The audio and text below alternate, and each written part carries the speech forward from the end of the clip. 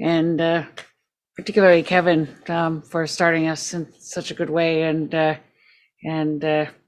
reminding us of really the strengths that we all hold, but the humility of the sun and the moon and all of these things that are bigger than us, and yet we count on them every day. And so I too want to acknowledge that we're in this beautiful lodge of Native Child and Family, and on the traditional territory of the Mississaugas of the Credit, where we honor all of the Indigenous peoples who paddled these waters and whose moccasins walked these lands. And I always feel here in Toronto that we are blessed by all of those beautiful diagonal roads in my riding of Davenport and Vaughan, and all of these that actually remind us of those pathways that the first peoples walked. And I think really this morning it is the humility of us being able to acknowledge that today we're really talking about prevention and about really the medicine wheel, which wanted that balance of keeping people well mentally, physically, emotionally, and spiritually.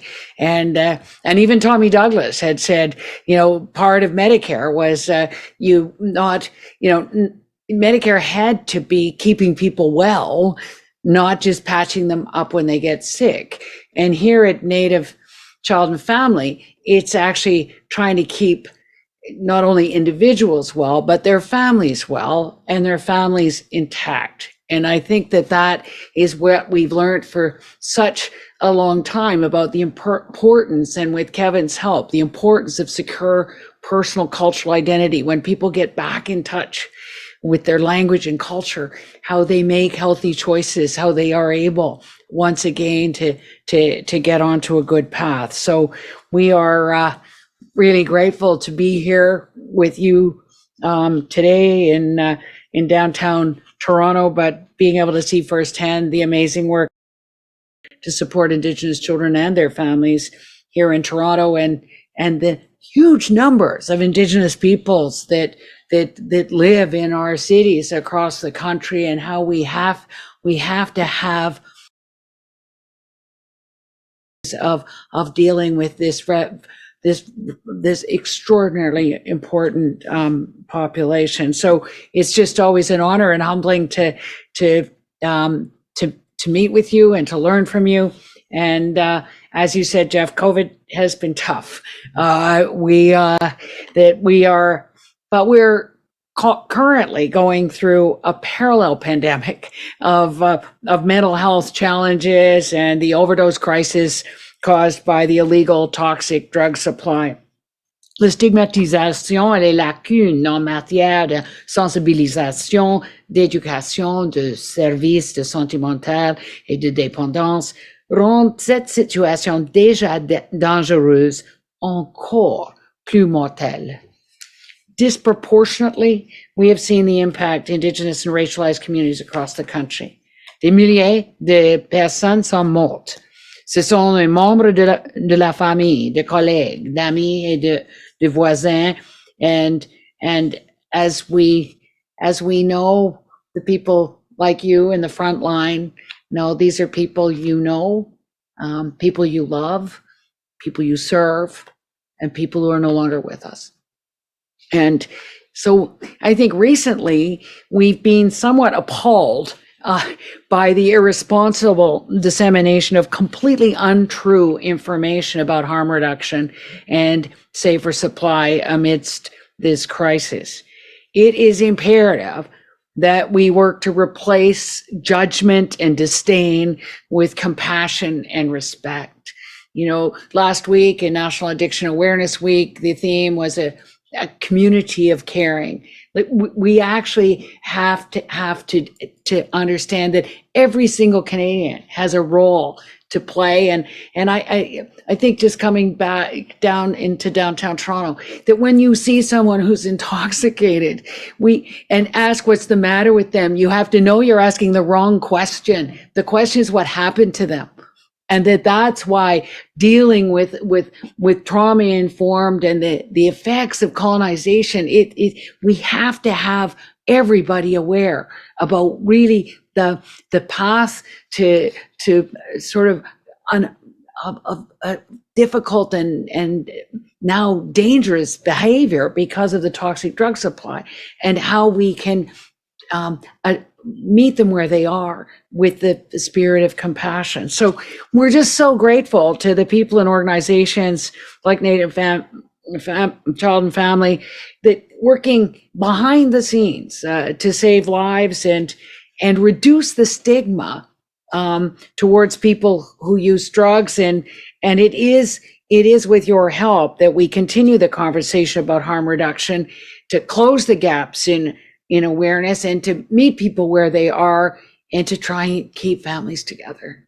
So we are, as we all, I think all of us here, including the wonderful project on spine health, working with Indigenous peoples to create real change.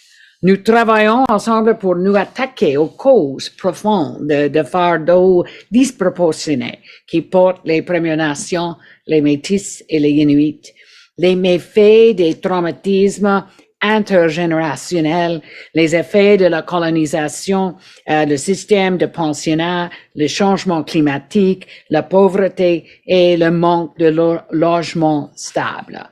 So that's why we're here today. The funding we are announcing is nearly $10 million for 16 projects across Canada to support Indigenous communities for substance-related harms. These 16 projects funded through Health Canada's Substance Use and Addictions Program, SUAP, will directly support Indigenous people at risk of substance use, harms, or overdose, and allow organizations like our hosts to implement innovative community-led projects to serve the many communities and people who need them. Depuis 2017, plus de 300 projets à travers le Canada ont été financés par le biais du programme sur l'usage et les dépendances aux substances. These projects, like the ones we're here to talk about today, are making a difference in community here in Toronto and across the country. We know that to address substance use harms and addictions effectively, we have to take a comprehensive, compassionate, and united approach. Je sais que toutes les personnes présentes dans cette salle aujourd'hui contribuent à insuffler cette dynamique positive de changement. Together, we will save lives and build healthier and better and future for Indigenous peoples and their communities. Thank you. Merci, Miigwech. And now I'm like to invite up Melissa Harmonic, Director of Holistic Services here at the Center, to talk to you about their project that's being funded today.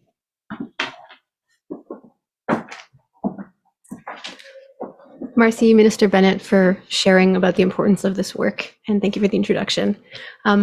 We all know that First Nations, Métis, and Inuit people are continuing to experience the ongoing impacts of colonization.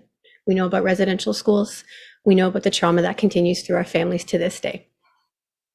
And we know that that impacts not only the physical well-being of our community members, but emotional, spiritual, and mental.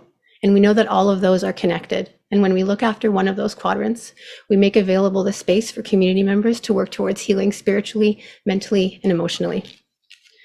The Health Canada Substance Use and Addictions Program, SUAP, makes it possible for us here at Native Child to provide critical and culturally grounded healthcare services that are trauma-informed and very much speak to who our community is in this space across the city of Toronto. Community members accessing these services continue to be disproportionately impacted by the COVID-19 crisis, and including the ongoing and escalating opioid crisis. With the SUAP funding, we're able to provide responsive, holistic support focused on harm reduction within an Indigenous context. And I'd like to share that harm reduction has been something that our communities have been practicing for millennia. And this funding gives us the ability to really bring that to the forefront and to bring that to a focus for all. Our program specifically has given us the capacity to create a harm reduction program that's designed and delivered by Indigenous people with actual lived experiences, who are then able to reach out to one group of our community members who are most at risk, which is the age group of 16 to 29. And what this allows is for them to provide their wisdom and their guidance and harm reduction strategies, wellness strategies, so that they can make better choices for themselves, for their families, and for their communities. Another aspect of the work that we are taking on through this funding is that we are creating and delivering a culturally driven, trauma-informed, land-based harm reduction training curriculum. And this curriculum is meant to be delivered to all of Native Child staff and other partner organizations. And our hope is that this curriculum and this training will normalize conversations on what harm reduction is and will make accessibility to harm reduction strategies available to as many people in all communities as possible. And I cannot stress this enough. Harm reduction is healthcare. And the more that we have conversations around normalizing this, the better our communities will be able to make healthier choices for themselves, for their physical well-being, toward healing their emotional, spiritual, and mental well-being. We're grateful that Health Canada recognizes and supports the need for Indigenous harm reduction healthcare models, and we look forward to our continued work together. And with that, I feel compelled to share a personal story. My uncle passed in the heroin crisis in the 90s, and I can't help but think if harm reduction was a conversation available to our communities in the way that Minister Bennett's focus has made it to the forefront, we could have avoided that death and so many other deaths. And I know firsthand the impact that programs such as this are having in our communities right now, right as we speak right now. We have our frontline staff on the ground communicating with young community members, working with them on making healthier choices toward healthier communities. So I can't highlight enough that harm reduction is healthcare, and this conversation needs to be continued, the one that Minister Bennett has started. Merci. Okay, thank you. We're going to begin by asking if there are any questions in the room. Nous commençons dans la salle. Est-ce qu'il y a des questions? No. Okay, then, thank you. We're going to pass to the Zoom now for any questions there. Alors, merci. Nous allons passer à Zoom maintenant pour toute autre question. Merci. Merci. So we will now proceed to questions from journalists on Zoom. If you are a reporter and you wish to ask a question, please use the raise your hand function. We ask that you limit yourself to one question and one follow-up. Unless I have stated it, please indicate your name and media before asking your question. Nous allons maintenant prendre des questions des journalistes sur le Zoom. Si vous êtes journaliste et vous désirez de poser une question. Wondering if the speakers would also like to return to the podium. Veuillez utiliser l'option de lever la main. Merci de vous limiter à une question et un suivi. Hopefully sort this out. Okay, I'm going to give it a couple seconds here. It doesn't look like we have any questions here on Zoom, so I will turn it back to you, Lori, in the room to conclude the event. Is this for a picture? Yeah, I think one is here in case there's questions. Oh, okay. Guess the pic- Hello, can you hear me in the room? oh,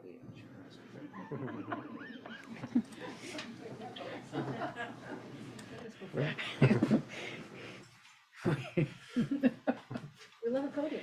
Hi there, can you hear me in the room from Zoom? For their brochures, there will be no podium pictures of people talking at people, Okay, there's no listening pictures. There's no questions, so that will complete today. Thank you. Il n'y a pas de questions, alors c'est fini maintenant. Merci. Thank you. Recording stopped.